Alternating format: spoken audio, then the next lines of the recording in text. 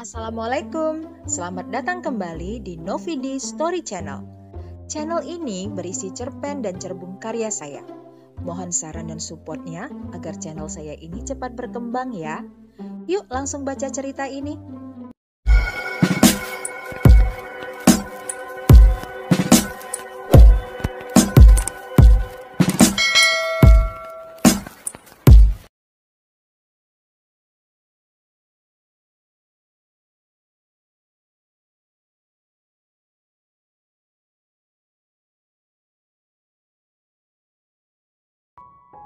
Aku membuka pintu rumah setelah pulang dari toko.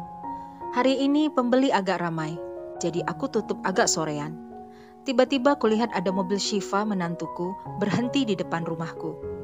Syifa turun sambil menenteng bungkusan plastik. Pasti dia baru pulang kerja. Syifa dan anakku Farid baru menikah selama 2 bulan. Assalamualaikum ma, ucapnya sambil tersenyum. Kubalas senyuman manis itu. Waalaikumsalam Fa, bawa apa itu? Untuk mama, tanyaku. Syifa berjalan mendekatiku. Dalam hatiku puji kecantikan menantuku ini. Hehehe, iya ma, kemarin mama bilang kepengen makan sate ayam Pak Amin kan? Tanyanya. Aku mengangguk. Syifa menyerahkan kantongan plastik itu padaku. Ini satenya? Tanyaku. Syifa mengangguk. Ya Allah, iya, mama memang lagi kepengen makan sate ini. Tapi belum sempat pergi ke sana beli. Habis jauh sih, kataku gembira. Iya ma, tadi Syifa ada meeting dekat sana. Ya udah, Syifa singgah belikan karena ingat kemarin mama bilang kepengen, katanya. Aduh, makasih ya Fa. Masuk yuk, ajakku. Syifa pun melangkah ke dalam mengikutiku. Di rumah ini aku hanya tinggal berdua dengan Biirah, ART-ku. Sementara Farid dan Syifa tinggal di rumah yang dibeli Farid yang jaraknya sekitar 5 km dari rumahku. Sebenarnya sebelum menikah, Farid sudah membeli rumah itu dan tinggal di sana. Farid itu anakku satu-satunya. Tapi setelah memiliki rumah itu, dia meminta izin padaku untuk tinggal di sana. Aku sebenarnya keberatan dia meninggalkan rumah. Tapi Farid bilang dia ingin merasakan hidup di rumahnya sendiri. Farid memang keras dan aku pun mengalah. Dia sebenarnya mengajakku untuk tinggal di sana bersamanya, tapi aku tidak mau. Rumah peninggalan papanya adalah tempat ternyaman untukku. Lagi pula aku tidak mau memberatkan dia. Untuk hidupku, aku membiayainya dengan berjualan di toko yang juga usaha peninggalan suamiku. Saat dia memilih Syifa, aku langsung menyetujuinya. Kulihat Syifa itu anak yang baik. Syifa sudah tidak memiliki orang tua, dan sebelum menikah dia tinggal dengan paman dan bibinya. Tapi tampaknya hubungan mereka kurang baik. Mereka tidak menghadiri resepsi pernikahan Farid dan Syifa, hanya pada saat akad saja.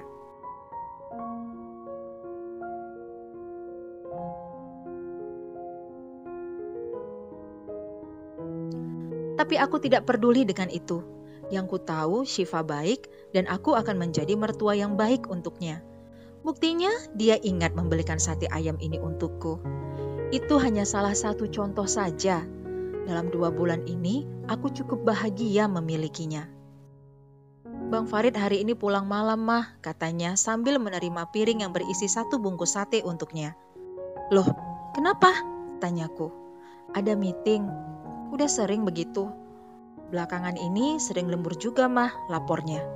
Farid memang selalu sibuk dengan pekerjaannya. Oh ya, tanyaku. Makanya Syifa nungguin Bang Farid di sini aja ya mah. Nanti Syifa minta disusul kemari. Terus kami pulang bareng, katanya.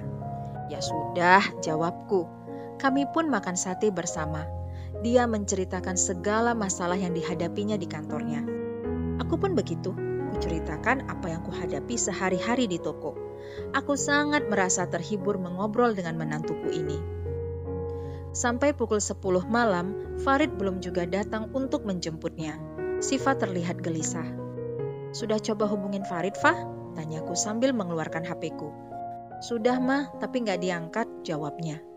Aku pun juga mencoba menghubunginya. Tapi sama saja, tidak ada jawaban. Syifa pulang aja ya mah, katanya sambil bangkit dan menyandang tas kerjanya. Malam gini? Sendiri? Hujan loh, Fah. Gak apa-apa tuh, tanyaku.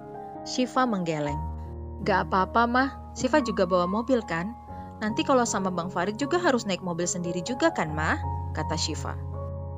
Ya sudah, pakai payung ini untuk ke mobil ya, kataku padanya sambil menyerahkan sebuah payung. Syifa menerimanya dan berjalan ke pintu depan. Syifa pulang ya, Ma, kata Syifa sambil menyalam dan mencium tanganku. Aku membelai kepalanya. Kok aku merasa cemas sekali ya padanya? Mungkin aku hanya membesar-besarkannya saja. Nanti sampai rumah telepon Mama ya, teriakku sebelum dia masuk ke mobil. Iya, Ma, jawab Syifa sambil berteriak sebelum masuk ke mobilnya. Kemudian tak berapa lama mobilnya bergerak pergi. Aku pun melepasnya dengan doa. Toh rumah mereka tidak jauh dari rumahku. Sudah hampir jam setengah 12 malam, tapi Syifa belum menghubungiku mengatakan kalau dia sudah sampai di rumah. Sudah kuhubungi nomornya, tidak tersambung. Kuhubungi Farid, tetap tidak mengangkat. Ada apa dengan mereka? Aku pun masuk ke kamar tidurku dengan perasaan gundah. Kemana Syifa dan Farid? Aku benar-benar cemas. Sekitar pukul 12 kurang, HP-ku berdering. Kulihat penelponnya Farid. Alhamdulillah, ada kabar juga dari mereka. Ma, suara Farid terdengar bergetar. Aku terkejut. Ada apa, Rid? Tanyaku gundah. Syifa kecelakaan, Ma. Dia di rumah sakit. Parah, Ma, katanya. Aku terkejut bukan main. Apa? Ya Allah, jadi gimana? Kamu di mana? Tanyaku sambil bangkit. Farid di rumah, Ma. Baru dapat kabar dari polisi. Ini Farid mau ke rumah sakit, Ma, katanya. Singgahi Mama ya, kataku. Farid mengiyakan. Cepat aku mengganti bajuku dan memanggil Biirah dan memberitahukannya apa yang terjadi. Aku benar-benar syok. Mungkin perasaan cemas tadi adalah pertanda akan terjadi sesuatu yang buruk pada Syifa. Tak berapa lama Farid datang dan aku langsung berlari ke mobilnya. Di mobil aku berusaha menenangkan Farid yang tampak terpukul dan cemas. Sesampai di rumah sakit, kami harus mendapatkan kenyataan yang pahit. Syifa dalam keadaan koma. Tabrakan itu sangat dahsyat ternyata. Syifa bisa bertahan hidup sebenarnya adalah sebuah keajaiban. Tapi akibatnya menantuku yang baik itu kini harus terbaring koma dan dokter tidak bisa memastikan kapan Syifa akan sadar. Farid bilang kalau dia tertidur di kantor sesaat setelah meeting, jadi dia tidak tahu ada telepon masuk. HP-nya pun memang dalam mode diam karena baru saja meeting. Saat dia terbangun, katanya dia menemukan banyak panggilan tak terjawab dari Syifa, tapi dia tidak menghubungi Syifa lagi. Dan Syifa kecelakaan di jalan menuju kantor Farid. Mungkin dia ingin mengecek keberadaan Farid, tapi Farid tidak tahu bahwa Syifa menyusulnya dan akhirnya mengalami kecelakaan sampai dia menerima telepon dari polisi. Aku menepuk-nepuk punggung Farid seakan menyalahkannya dengan apa yang terjadi pada Syifa. Farid meminta maaf padaku sambil memelukku. Aku sangat takut menantuku tidak akan terbangun dari komanya. Hari-hari pun berlalu dan Syifa belum sadar juga dari komanya. Setelah seminggu berlalu, Farid harus kembali masuk kerja. Farid memohon padaku untuk menjaga Syifa. Akhirnya aku mengatur waktuku antara melihat Syifa di rumah sakit dan mengurus tokoku. Aku harus bolak-balik menjaga toko dan ke rumah sakit. Tapi aku ikhlas. Syifa sudah seperti putriku sendiri. Sehari saja tidak melihatnya membuatku bingung. Melihatku yang sangat bertanggung jawab pada Syifa, Farid seperti tenang saja meninggalkan Syifa di rumah sakit. Seminggu paling dia menjenguk Syifa 3 kali saja. Lama-lama pun kalau dia ada waktu saja. Aku heran melihat anakku itu. Sering aku menegurnya agar lebih perhatian ke istrinya. Dia malah menjawab dia bingung mau berbuat apa di samping Syifa yang hanya diam saja. Padahal banyak yang bisa dilakukannya. Dia bisa mengaji di sebelah Syifa dan dia juga bisa mengajaknya bercerita atau bernyanyi. Itulah yang kulakukan selama aku di rumah sakit. Tapi Farid tidak mendengarkanku. Aku pun akhirnya merasa lelah menasehatinya dan akhirnya aku diamkan saja tingkahnya. Setiap hari aku minta maaf pada Syifa atas perlakuan Farid padanya. Setelah sebulan terbaring koma, Syifa akhirnya sadar. Alhamdulillah. Berita bahagia ini disampaikan dokter padaku dan kuteruskan pada Farid. Farid langsung menuju ke rumah sakit untuk menjumpai Syifa. Tapi kami harus menerima kenyataan bahwa Syifa lumpuh. Kami sangat terpukul mendengarnya. Syifa bahkan menangis begitu mendengar kelumpuhannya. Kurangkul dia dan kukuatkan semangatnya. Ada Mama, Fa. Mama akan selalu ada di samping kamu, kataku padanya. Dokter bilang ada treatment yang bisa diikuti Syifa untuk bisa berjalan kembali. Tapi katanya semua butuh waktu, tentu saja. Aku bersemangat mendengarnya. Iya dok, Syifa akan ikuti treatment itu, kataku. Farid melihat ke arahku dengan pandangan tidak percaya. Mama yakin? Mama kan harus mengurus toko, katanya. Jadi bagaimana? Apa Mama harus membiarkan Syifa tanpa diobati?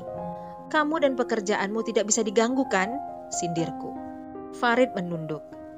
Ya habis bagaimana lagi Ma? Farid kan kerja, bukan main-main, katanya. Makanya itu, kamu gak usah banyak protes. Nanti Mama bawa Syifa ke rumah Mama. Biar Mama sama Bi Irah yang mengurus Syifa. Kalaupun Mama harus ke toko, ada Bi Irah yang bisa jaga Syifa. Dia juga sayang kok sama Syifa, kataku masih dengan nada menyindir Farid. Entah kenapa aku kesal pada anakku sendiri karena terasa sekali dia kurang peduli pada istrinya. Ya sudah kalau Mama maunya begitu, jawabnya enteng. Jawaban itu sebenarnya makin membuat aku kesal padanya. Tapi sudahlah, mudah-mudahan saja dengan fokusnya dia dengan pekerjaannya, kelak kehidupan mereka akan semakin baik karena Syifa pun dikeluarkan sementara dari pekerjaannya. Kata Farid, nanti kalau Syifa sudah sembuh dan perusahaan masih membutuhkannya, Syifa bisa kembali bekerja. Karena itu aku ingin Syifa bisa kembali seperti semula agar dia kembali ceria dan penuh semangat seperti dulu. Setelah kondisinya dianggap stabil oleh dokter, kami pun membawa Syifa pulang. Membawanya ke rumahku lebih tepatnya. Syifa tampak diam, tidak protes ketika aku menyampaikan itu padanya. Dipandanginya Farid yang tidak menunjukkan reaksi apa-apa. Ku genggam tangannya. Mama akan urus kamu baik-baik sampai kamu sembuh, Fa, kataku. Syifa menitikkan air matanya. Terima kasih, Ma. Terima kasih telah membuat Syifa merasa berharga, ucapnya sambil mencium tanganku yang menggenggam tangannya. Aku sangat tersentuh. Dia bagai putriku sendiri. Bagaimana dia tidak berharga? Selanjutnya, hariku penuh dengan mengurusi Syifa. Kadang aku lalai juga dengan tokoku. Kubawa dia terapi berjalan. Kelihatan dia kepayahan dalam mengikuti program. Pernah dia terjatuh dan menangis. Syifa lelah, Ma. Sudahlah, Ma. Mungkin Syifa memang tidak akan pernah sembuh, kata Syifa sambil sesungguhkan. Fa, kamu gak boleh bilang begitu. Lihat Mama. Mama yakin kamu bisa. Kamu bisa, Fa, kataku untuk menyemangatinya. Semangat Syifa memang kadang naik dan kadang turun. Pada saat itulah Syifa butuh dukungan agar dia tetap bersemangat. Setiap malam aku balur kakinya dengan minyak agar dia rileks. Kulakukan itu sambil bersalawat. Syifa selalu tampak senang saat aku melakukannya. Ma, Syifa terlahir dari perut Mama kali ya? Kok rasanya Syifa damai sekali di dekat Mama? Syifa tidak kenal ibu karena ibu meninggal saat melahirkan Syifa. Saat Syifa 10 tahun, Syifa juga kehilangan ayah. Untung ada paman yang menjaga Syifa, katanya. Aku tersenyum mendengarnya. Mama bukan ibumu. Kalau Mama ini ibumu, mana boleh kamu menikah sama Farid, kataku menggodanya. Syifa tertawa mendengarnya. Bener loh Ma, Syifa merasa seperti bersama ibu kandung, bukan sama mama mertua, katanya. Mertua itu juga orang tua kita. Karena itu, menantu Mama ini ya anak Mama dong. Apa yang tidak dilakukan seorang ibu pada anaknya? Mama melakukan ini semua karena Mama sayang padamu dan juga Farid. Kalianlah harta Mama yang paling berharga, jelasku. Syifa tersenyum terharu mendengar apa yang kubilang. Boleh minta peluk, Ma? Tanyanya. Aku pun memeluk Syifa dengan sayang. Jangan tanyakan keberadaan Farid di rumahku. Pertama, dia mengunjungi Syifa setiap hari. Kemudian seminggu 2 kali. Kemudian 2 minggu sekali. Dan akhirnya sebulan sekali. Sudah 3 bulan Syifa di rumahku. Aku merasakan Farid semakin jauh dari Syifa dan aku.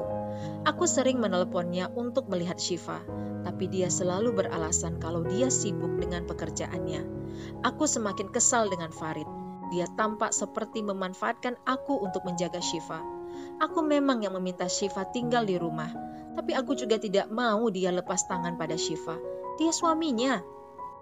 Kadang aku sedih melihat Syifa. Dia dulu sering menanyakan keberadaan Farid, tapi sekarang dia jarang menanyakannya baik padaku juga pada Farid sendiri. Mungkin dia juga merasa lelah. Ma, apa Bang Farid udah gak cinta lagi sama Syifa ya? Tanyanya suatu kali. Aku menggeleng. Fa, sudah, jangan pikirkan itu. Dia terlalu sibuk dengan pekerjaannya, bahkan sebelum kamu sakit kan? Tidak ada yang berubah. Kamu harus sembuh, biar semua kembali ke keadaan semula, kataku. Kupeluk dia untuk menguatkannya. Suatu hari sepulang mengecek toko, aku bermaksud mampir ke supermarket untuk membeli keperluan. Mataku menangkap mobil yang tak asing terparkir di depan kafe yang terletak di sebelah supermarket. Itu mobil Farid. Sedang apa dia di kafe? Apa dia ada meeting di kafe ini? Aku terdiam berdiri di depan mobilnya. Tiba-tiba aku mendengar suara tawa yang khas milik Farid. Aku menoleh dan menemukan Farid berangkulan mesra dengan seorang perempuan. Farid! Teriakku. Farid tampak terkejut dan salah tingkah di depanku. Dilepaskannya rangkulannya dari perempuan itu. Siapa perempuan ini? Tanyaku marah. Perempuan itu tampak tidak suka kuperlakukan seperti itu. Ini Vera, Ma, jawab Farid pelan. Mama, ini mama kamu, Rid? Tanya perempuan bernama Vera itu. Farid mengangguk. Tante, katanya sambil bermaksud menyalami aku. Aku tidak menerima tangannya. Kalian pacaran? Tanyaku sambil menghadap ke Farid. Aku sama sekali tidak memperdulikan perempuan itu. Iya, Ma, jawabnya. Ya Allah, Farid, kamu sudah punya Syifa. Saat ini Syifa sedang berjuang untuk sembuh, tapi kamu sama sekali tidak peduli dengan dia. Mama yang susah-susah mengurusnya. Pikiran kamu di mana sih? Tanyaku marah. Sakit hatiku mendapati kenyataan ini. Teringat aku pada Syifa yang sering menitikkan air matanya karena merindukan perhatian dari Farid. Tapi di sini Farid malah memberikannya pada perempuan ini. Tapi Syifa sakit, Ma. Sementara Farid perlu seseorang yang sehat yang bisa nemanin Farid ke sana kemari. Sudahlah, Ma. Farid sudah dewasa. Farid sudah bisa ambil keputusan sendiri, katanya. Vera kembali bergelayut manja padanya seolah merasa menang dariku. Lepaskan tangan anakku. Kamu tidak halal buat dia. Dia sudah punya istri, kataku sambil berusaha melepaskan tangannya dari lengan Farid. Cukup, Ma. Farid akan menikahi Vera, katanya. Aku bagai tersambar petir. Apa? Tanyaku tak percaya. Kembali perempuan itu tersenyum menang dariku. Jadi bagaimana dengan Syifa? Tanyaku. Mama sayang banget sama dia kan? Ya udah, jadikan aja dia menantu Mama terus. Lagian Ma, Vera ini hamil anak Farid, katanya. Ya Allah, perempuan itu tersenyum kembali sambil mengelus perutnya. Permisi Ma. Farid dan Vera berlalu meninggalkanku dan masuk ke mobilnya. Aku menangis teringat wajah Syifa yang sendu di rumah. Aku memutuskan tidak jadi berbelanja dan langsung pulang ke rumah. Sepanjang jalan aku menangis. Anakku sudah berubah menjadi manusia yang tidak kukenal. Sampai hati dia melakukan ini padaku dan Syifa hanya gara-gara tergila-gila pada Vera. Syifa yang dihianati, tapi hatiku terasa sakit sekali. Sampai di rumah, aku langsung mendatangi Syifa yang sedang membaca Al-Quran di kamarnya. Langsung ku memeluknya. Ma, Syifa tampak kebingungan mendengar tangisanku. Syifa, Mama tidak peduli.